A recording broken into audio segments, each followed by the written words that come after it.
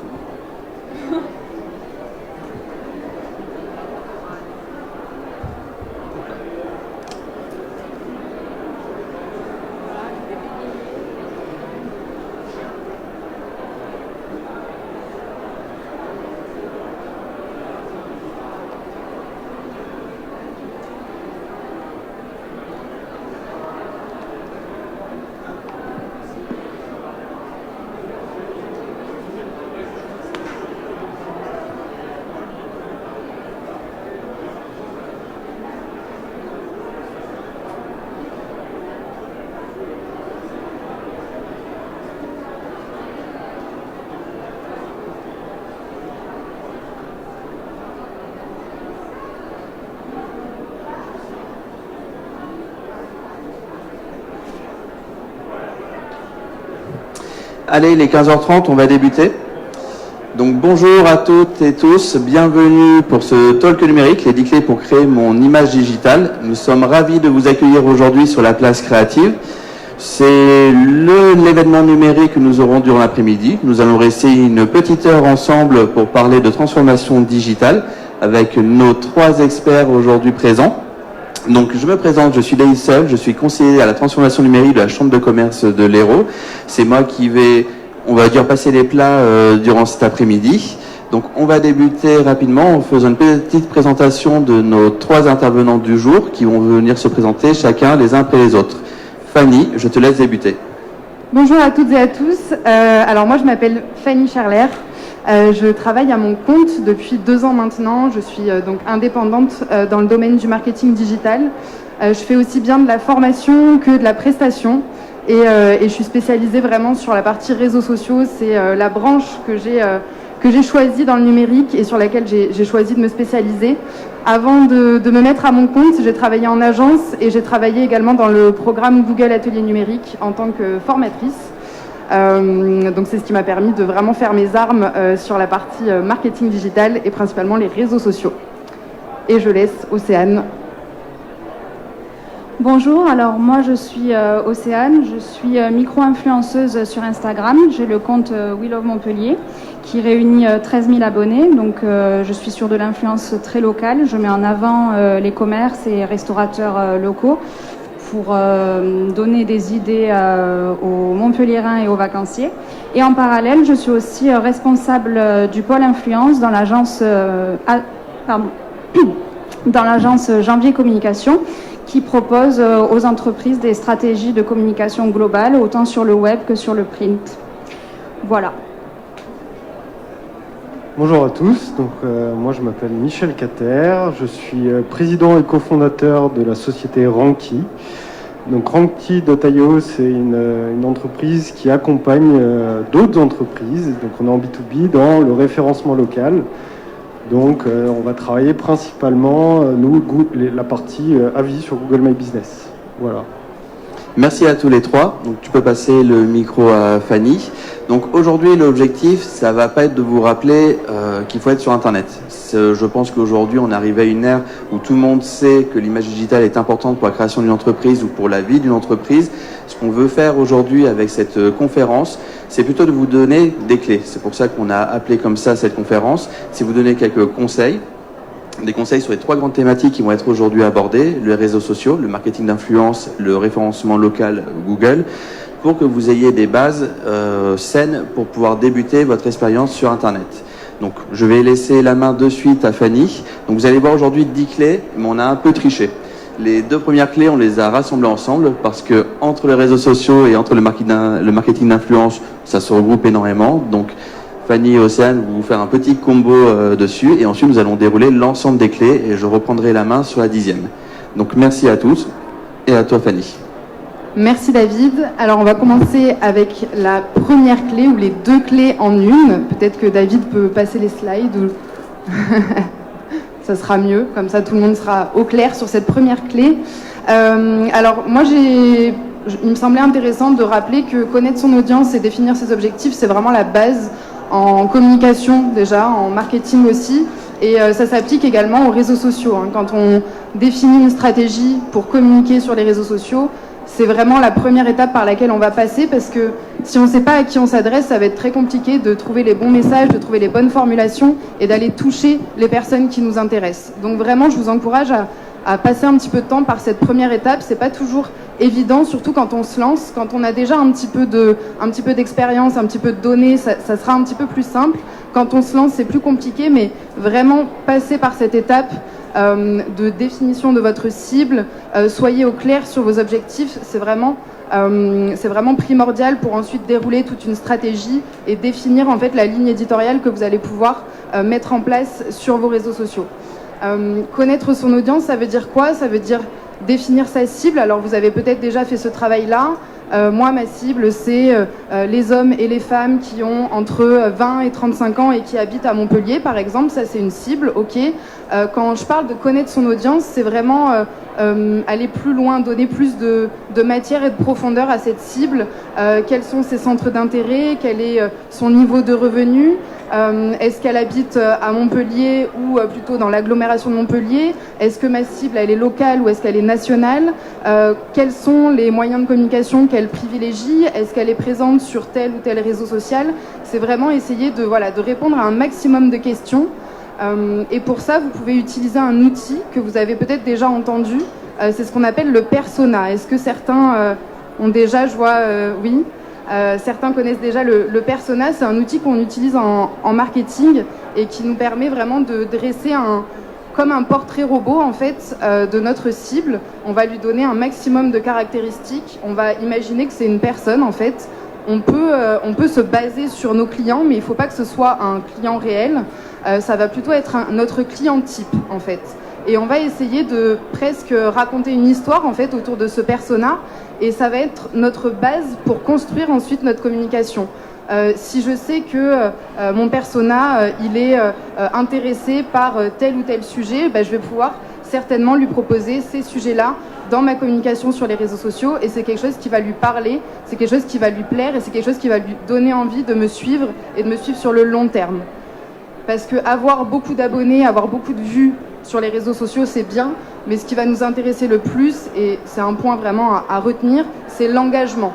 Est-ce que j'ai des personnes qui me suivent vraiment pour ce que je raconte et qui vont interagir à chacune de mes publications, ou est-ce que j'ai juste des gens qui me suivent mais qui s'en fichent un petit peu de ce que je poste? Donc ça, c'est vraiment important.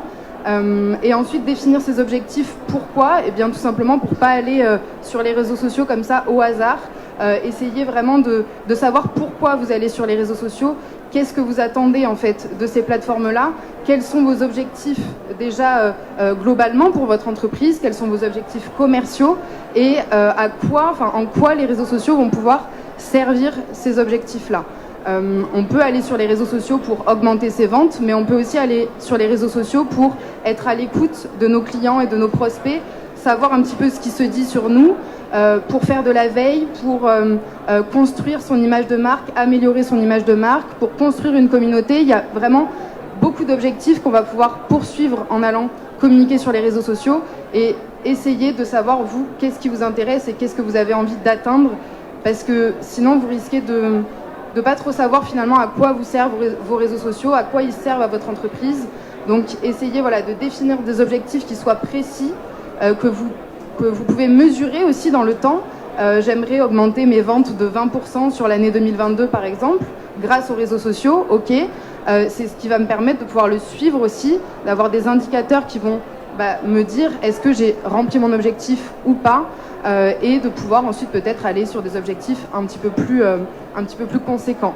En tout cas, vraiment, moi c'était le premier point sur lequel je voulais insister, connaître son audience, définir ses objectifs. Je ne sais pas si c'est quelque chose que vous avez déjà fait ou pas.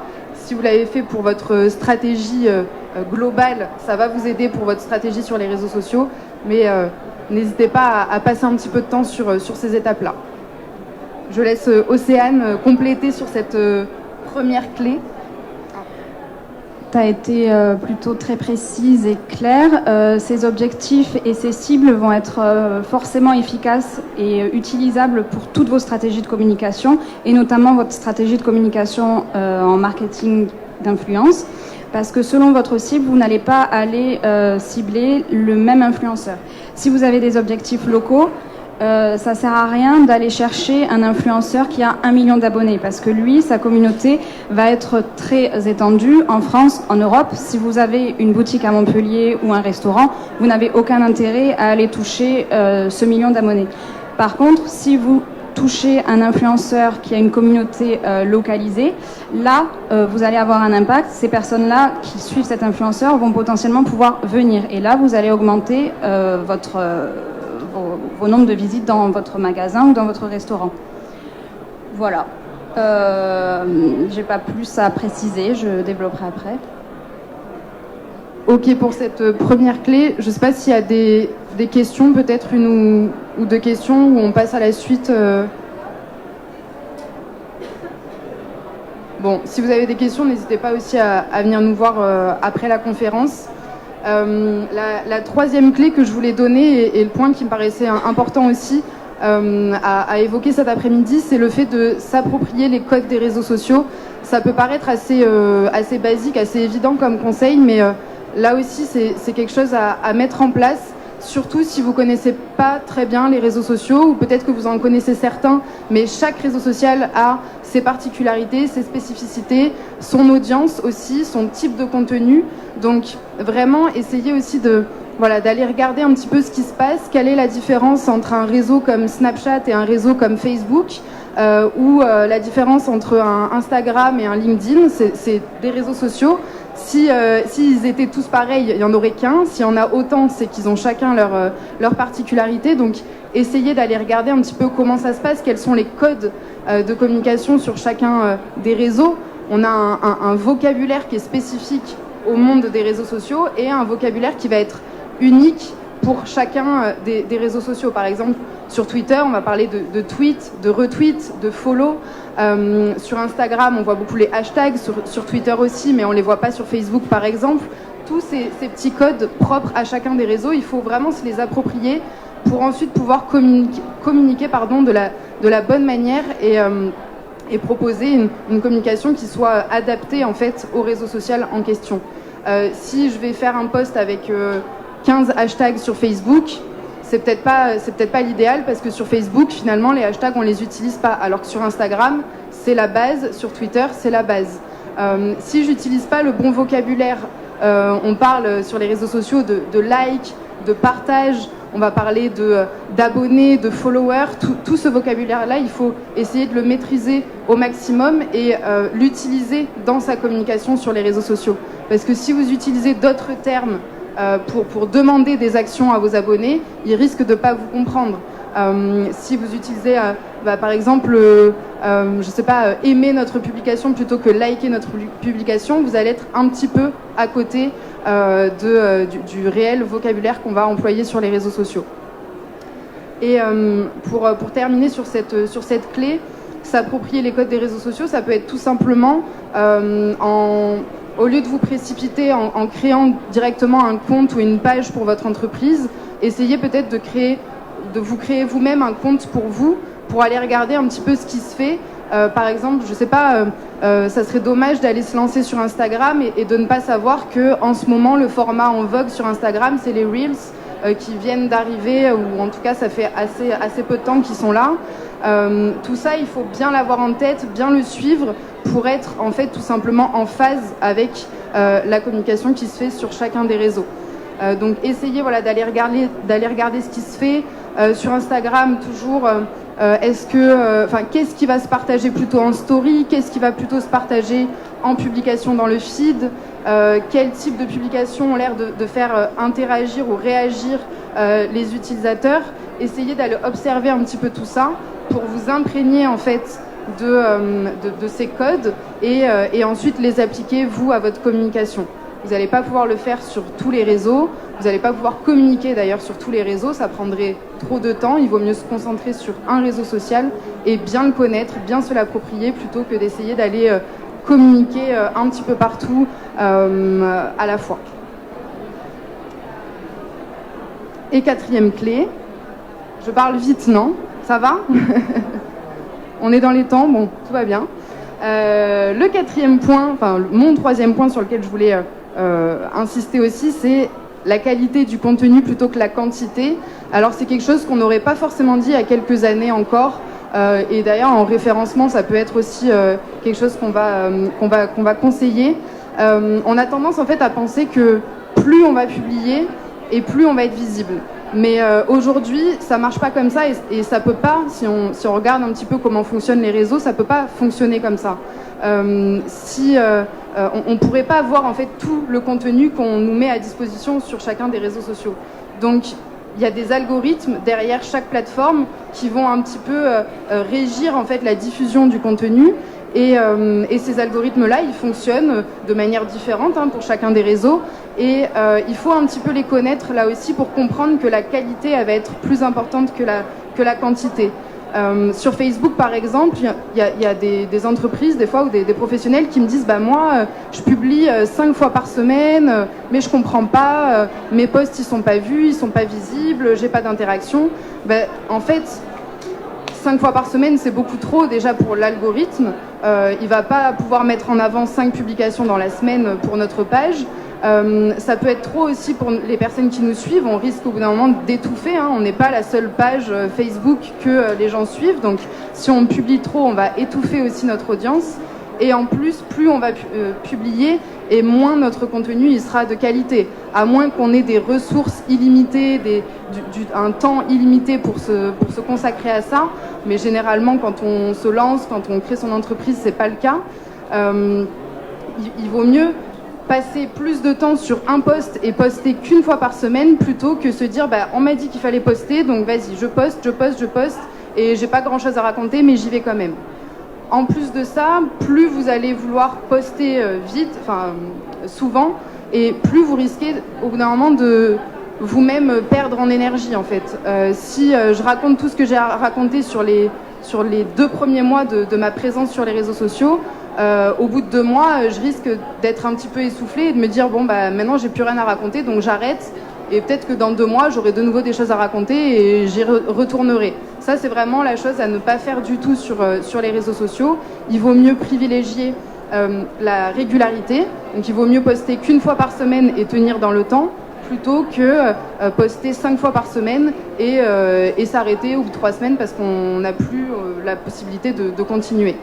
Donc vraiment penser qualité plutôt que quantité, régularité, c'est vraiment ce qui va vous permettre là aussi déjà de tenir sur le long terme, parce que quand on a quand on a une activité à gérer à part entière, on n'a pas forcément énormément de temps à consacrer aux réseaux sociaux, donc ça vous permettra de garder l'énergie sur le long terme et ça sera aussi beaucoup plus cohérent par rapport au fonctionnement des réseaux sociaux aujourd'hui.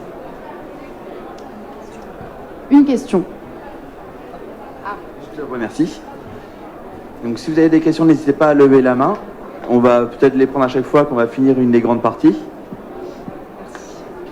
Comment on sait qu'il y a suffisamment ou trop de posts? Est-ce que c'est par exemple un pourcentage de likes par rapport au nombre d'abonnés qui nous dit que il y a suffisamment de gens qui ont liké, donc c'est bon, on peut en faire autant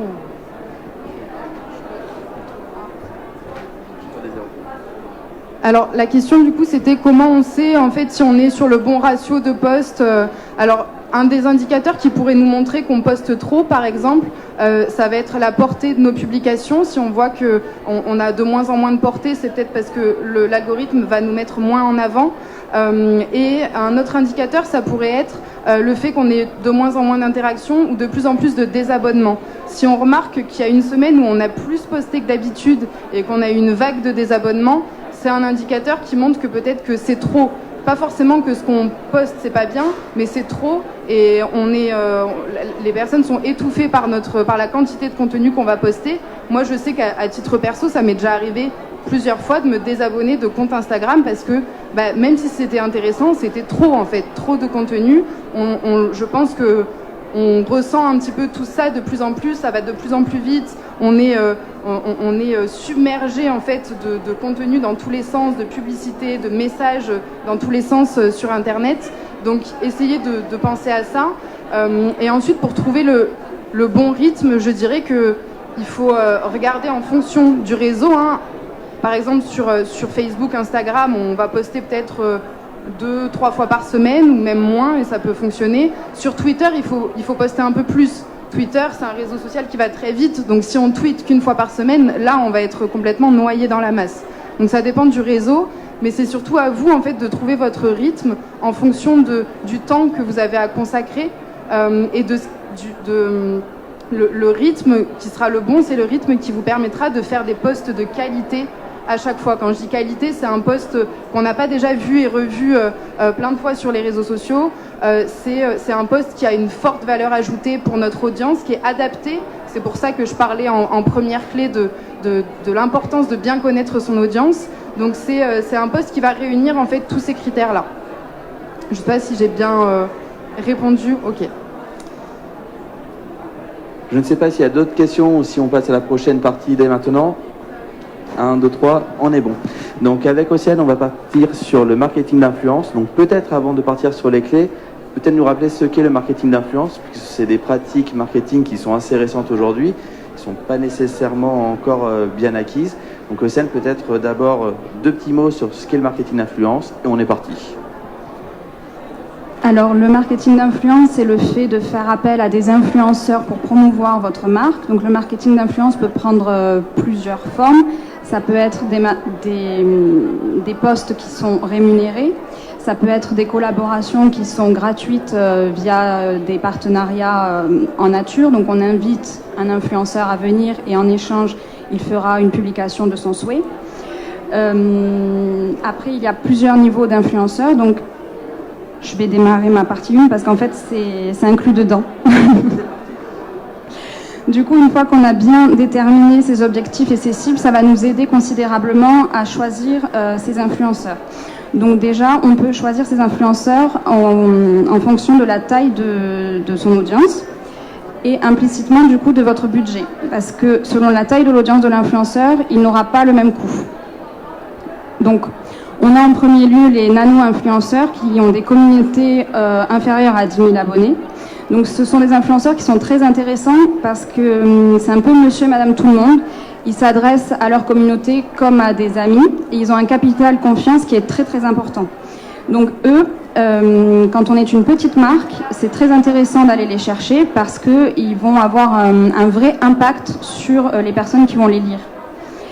Ensuite, on a les micro-influenceurs qui, eux, ont une communauté entre 10 000 et 100 000 abonnés. Donc, ils sont très plébiscités par les marques parce qu'ils créent du contenu qui est très créatif. Ils ont une communauté qui est beaucoup plus importante que les nano-influenceurs et ils maîtrisent les techniques du digital. Ils connaissent très bien leur audience et ils savent comment leur parler.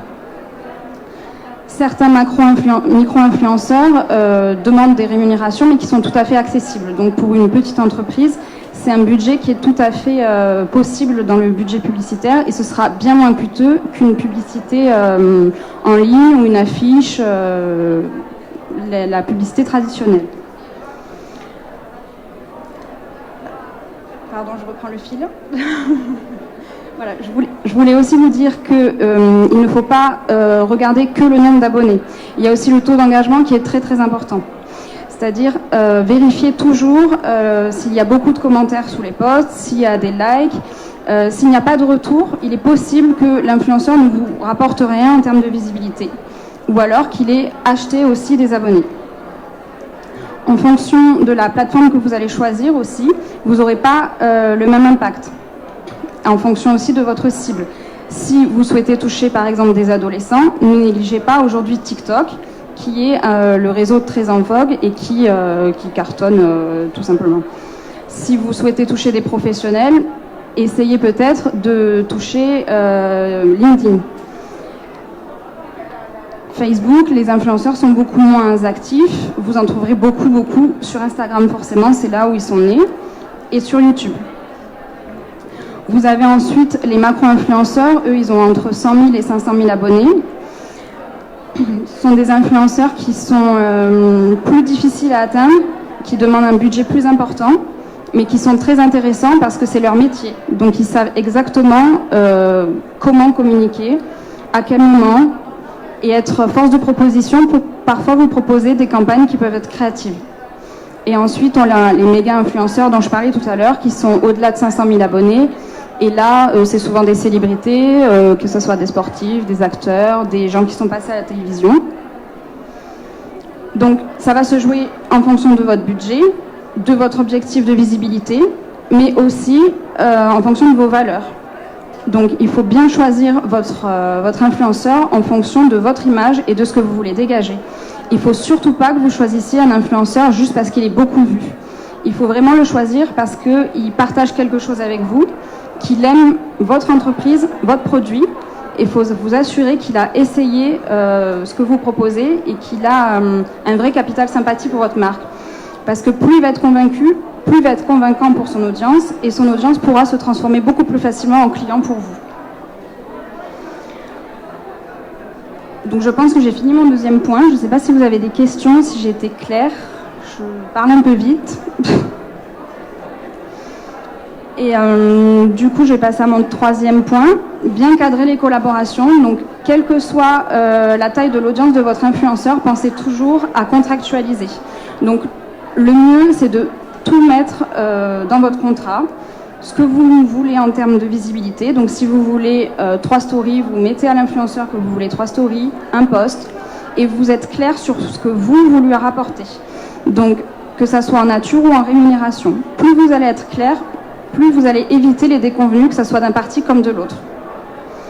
Si vous souhaitez mettre des conditions particulières, donc je prends mon exemple personnel, moi sur We Love Montpellier, je ne poste pas quand j'ai pas été convaincue par un produit, une marque, un service. Je découvre, je valide ou je ne valide pas.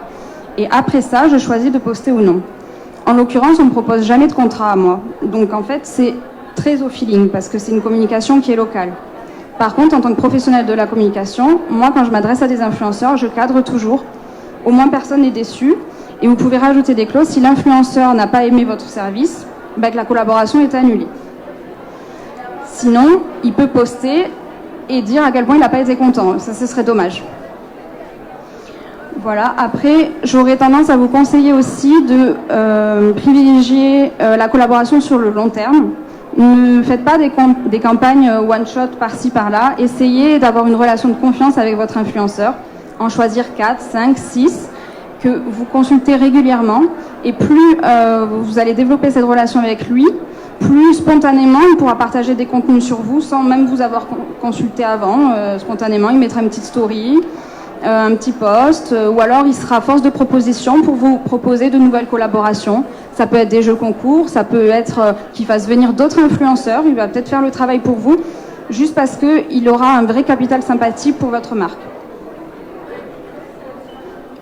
Voilà, j'ai fini tous mes points. Je vais aller un peu vite. Mais merci Océane, c'était très instructif. Je ne sais pas si quelqu'un a une question, quelque chose sur le marketing d'influence, des notions qui sont assez nouvelles et donc qui méritent d'être approfondies. Océane, comme tous nos chers experts, seront sur le stand ensuite numérique. Donc si vous avez des questions, n'hésitez pas. Donc on va passer à Michel, je vais passer ce micro-là, qui va nous parler de Google, de référencement local et donc d'une très grosse machinerie qui gère un peu tout.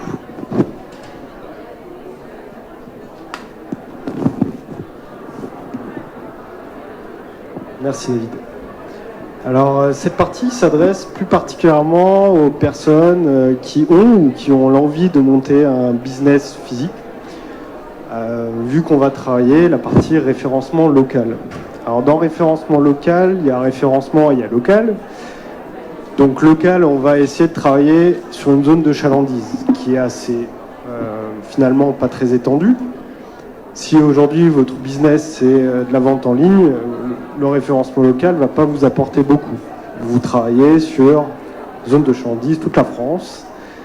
Donc vous pouvez rester. Il y a quand même des choses intéressantes à apprendre. Mais donc voilà, je m'adresse plus particulièrement aux personnes qui ont envie de monter des business physiques. Aujourd'hui, le référencement et les référenceurs, ça va être principalement Google. Donc Google, ils sont tellement partout, ils défoncent tellement tous les marchés quand ils arrivent, avec des produits gratuits et une force de frappe importante, que la loi antitrust, il y a quelques années, les a démantelés. Aujourd'hui, ils s'appellent Alphabet. Voilà. Donc Google, c'est pas seulement un moteur de recherche. Ça va être aussi Google Maps, ça va être Waze, ça va être Google Search, bien sûr. Ça va être tous ces éléments qui, combinés, en fait, vont travailler le référencement local. Au-delà de ça, il y a bien sûr les sites internet que vous pouvez avoir, que vous allez faire. Il y a Facebook et Instagram en fonction de la cible que vous adressez. Donc tout à l'heure, vous avez eu quelques points là-dessus. Et donc, au final, c'est un ensemble d'éléments qui, une fois qu'on a bien configuré tout ça, va nous apporter du trafic de manière continue et diffuse dans le temps. Et on va voir après comment faire tout ça.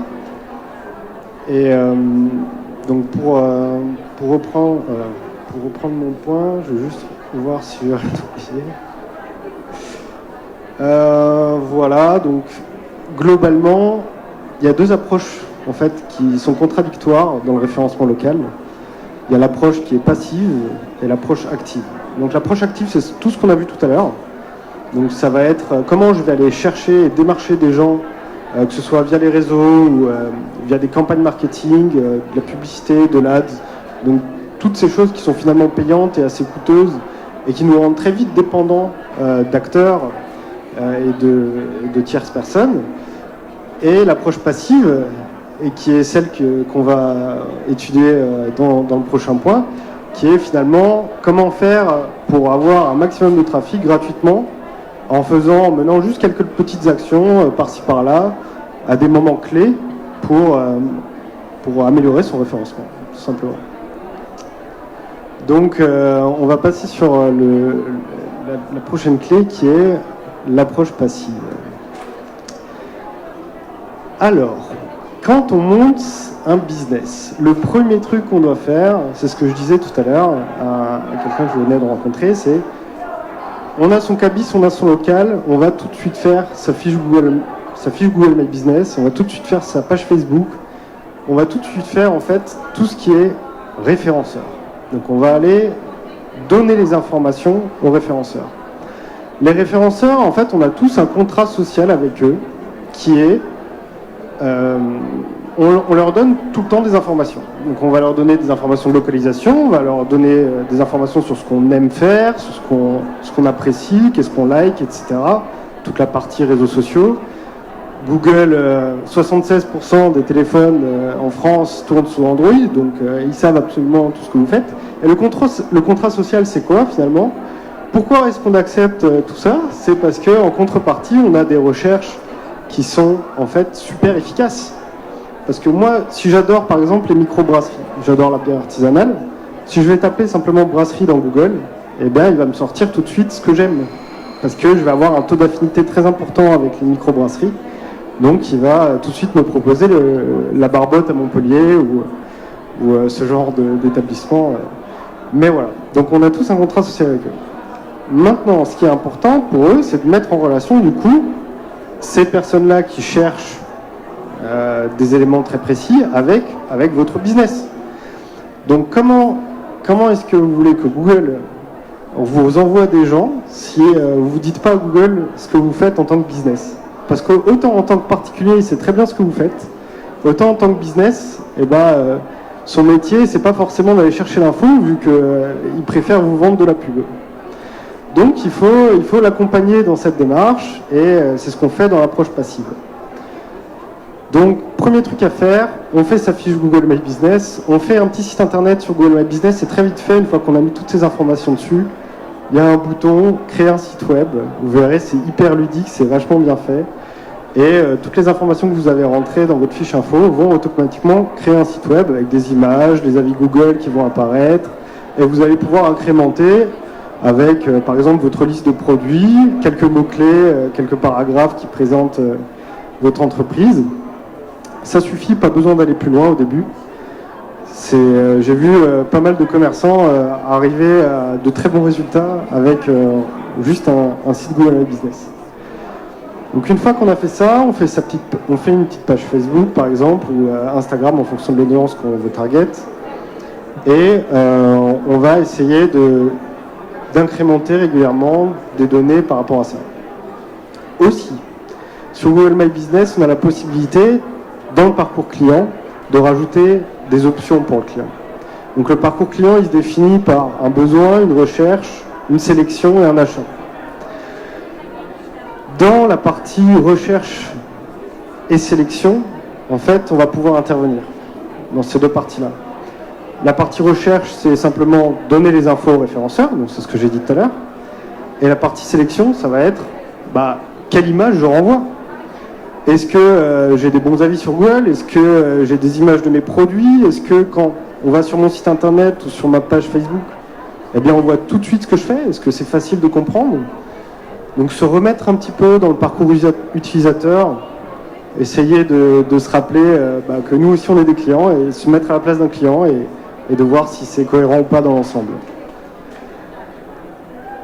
Donc une fois qu'on a fait ça, on va pouvoir finalement, on a les bases pour s'adresser un peu à tout le monde et automatiser des process.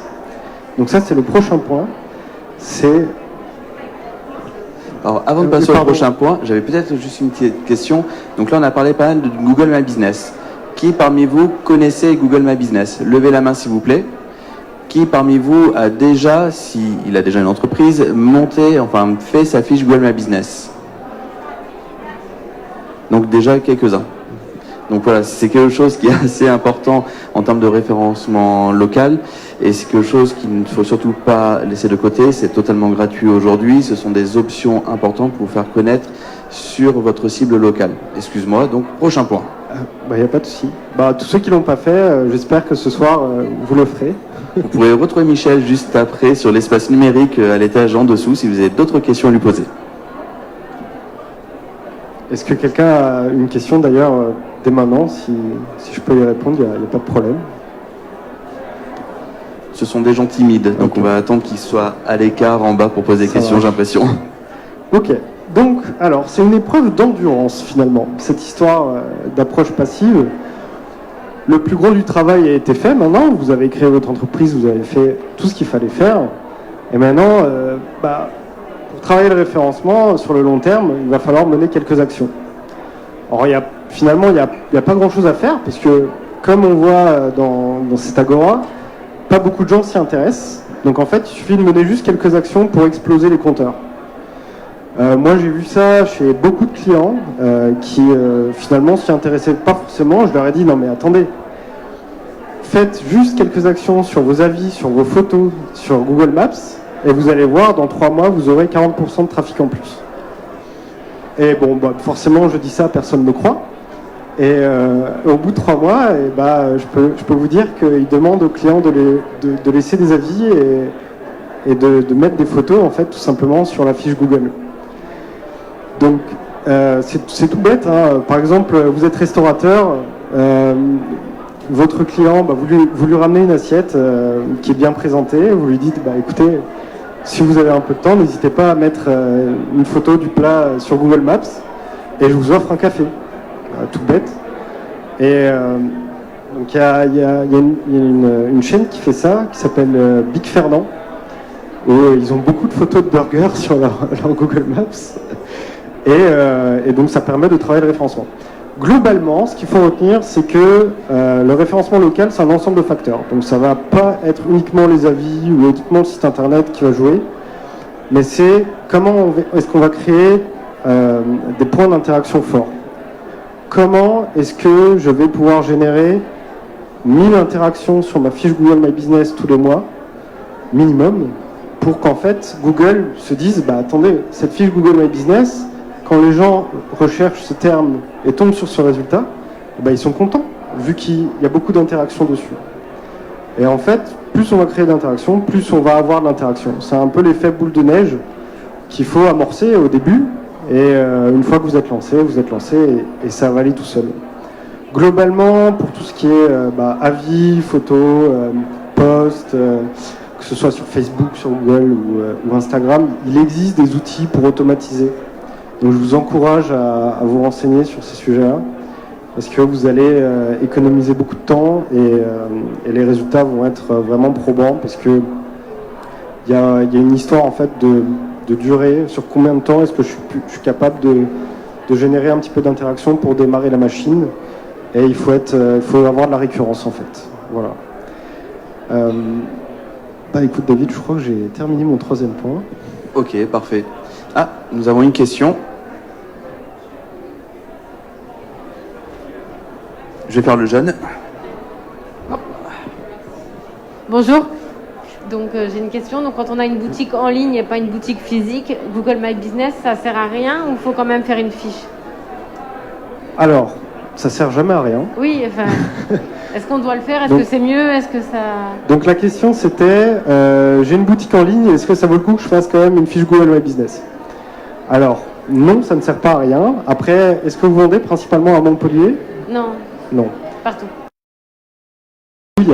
C'est vrai que ça sert potentiellement pas à grand-chose de s'investir énormément là-dedans. Maintenant, ça aide quand même sur le référencement des sites internet. Donc c'est communicant en fait. D'accord. Si on va travailler le référencement d'un site web, ça va améliorer le référencement de la fiche Google qui est reliée. D'accord. En fait, tout communique. Ça marche. Merci. David, tu as une question derrière? Oui, bonjour, David Mogendre. Moi, je gère une base image, en fait. Je voulais savoir si les mots-clés qu'on ajoutait dans les images, qui étaient donc ajoutés dans les IPTC des photos, servaient lors du référencement ou étaient récupérés par Google pour pouvoir faire remonter une information. Donc, par exemple, un restaurateur en mettant le mot-clé huître, bien-être et ainsi de suite en mot-clé, est-ce qu'il pouvait avoir plus de facilité à remonter en tête si les gens cherchent bien-être, par exemple, sur Google? Tout à fait. Et en plus de ça, il va avoir de la visibilité gratuite parce qu'il va apparaître sur Google Images. Globalement, tout ce qui est metadata, tags sur les photos, etc., c'est très utile. Alors, c'est même presque indispensable, je dirais, de mettre ce genre d'informations en ligne. Et donc, vous avez tout à fait raison, ça a un réel impact. Et vous, si vous travaillez si vous avez des banques d'images et vous travaillez avec des professionnels, n'hésitez pas à leur proposer, par exemple, un forfait où tous les mois, vous allez poster X photos sur Internet, que ce soit sur Google My Business ou autre. Ce qui va, en fait, ce que je disais tout à l'heure, la récurrence. On va travailler l'effet boule de neige. Si on ajoute des hashtags en mots-clés, est-ce que ça remonte après sur d'autres types de réseaux sociaux aussi? Alors, c'est-à-dire sur Google? Sur Google Non, dans les images. Si au lieu de mettre un mot-clé, un simple mot, alors juste pour information, les mots-clés sur vos images, si vous êtes sur PC, vous cliquez sur l'image, vous faites un clic droit, propriété, et là vous pouvez ajouter des mots qui vont venir renseigner vos images. Voilà. Vous pouvez le faire en lot, vous pouvez le faire que sur une seule image, mais ça vous permet de pouvoir être référencé à un autre endroit. Non, si on met en mots-clés dièse un truc, est-ce que ça remonte ou pas? Vas-y, si tu veux. Alors moi j'aurais tendance à dire que non, en fait le hashtag il est vraiment utilisé sur certains réseaux sociaux comme Twitter, Instagram par exemple. C'est un système de référencement sur le réseau social lui-même, mais pas forcément en dehors de la plateforme. Donc il vaut mieux plutôt miser sur le référencement au niveau du site internet ou de la fiche Google My Business ou sur Google Images, en se contentant de mettre des mots-clés plutôt que de s'embêter avec des hashtags. Les hashtags, ils nous permettent de nous référencer sur les réseaux sociaux, mais pas en dehors, pour l'instant en tout cas. Merci. Est-ce qu'il y a d'autres questions? Alors, en sachant, si vous avez des questions sur tout ce qui est le référencement naturel, le SEO, la CCI de l'Hérault a fait une série de webinaires durant la première partie de l'année. Nous en avons 2 sur le sujet qui se trouvent sur notre chaîne YouTube, donc n'hésitez pas à aller les voir. C'est des sujets très intéressants. Le premier s'intéresse au référencement dans le site et le second, le référencement en dehors du site. Donc vous aurez plein d'éléments pour pouvoir avoir les bases et vous lancer dessus et être accompagné par un professionnel. Car c'est peut-être ça aujourd'hui par laquelle on va finir. Vous avez vu 3 experts qui vous ont parlé de 3 notions très importantes lorsqu'on débute sur Internet. Google My Business, on en a besoin tout le temps. Peut-être pas nécessairement au même niveau, suivant on est sur du local ou suivant si on vise une clientèle qui est totalement en dehors d'une zone de chalandise précise. Mais quoi qu'il arrive, on en a besoin. Le référencement local, quelle que soit votre activité, vous serez dessus. Les réseaux sociaux, aujourd'hui, quasiment tous les secteurs d'activité ont besoin d'être dessus. Le marketing d'influence, c'est aujourd'hui un excellent moyen de faire de la communication sur lesquels les coûts sont encore très bons, sur lequel on peut se projeter et sur lequel il y a de très bons taux de conversion. Mais tout cela, vous pouvez vous lancer tout seul, vous pouvez travailler tout seul, essayer de créer votre image sur Internet de votre côté, mais nous, en tant que professionnels, en tant que personnes qui suivront les entreprises dans leur durée, que ce soit à partir du moment où il y a un projet qui est en train de naître, aussi des fois jusqu'à la fin d'une entreprise, malheureusement, on ne peut vous conseiller que de passer par des professionnels. Aujourd'hui, ce sont un ensemble de règles, ce sont un ensemble de codes qu'il faut respecter. On peut aller jusqu'à un certain point tout seul, peut-être pour créer son site internet, se lancer sur les réseaux sociaux, mais il arrive toujours à un moment où on a un plafond de verre. Donc nous avons un outil qui s'appelle Presta Numérique. Donc j'ai appelé la 10e action, le 10e levier Presta Numérique parce que c'est un outil de la Chambre de commerce de l'Hérault et des chambres de commerce de l'Occitanie. Mais on aurait pu l'appeler tout simplement travailler avec des professionnels qualifiés. Presta Numérique est un annuaire des professionnels du web sur notre département et sur les autres départements de l'Occitanie.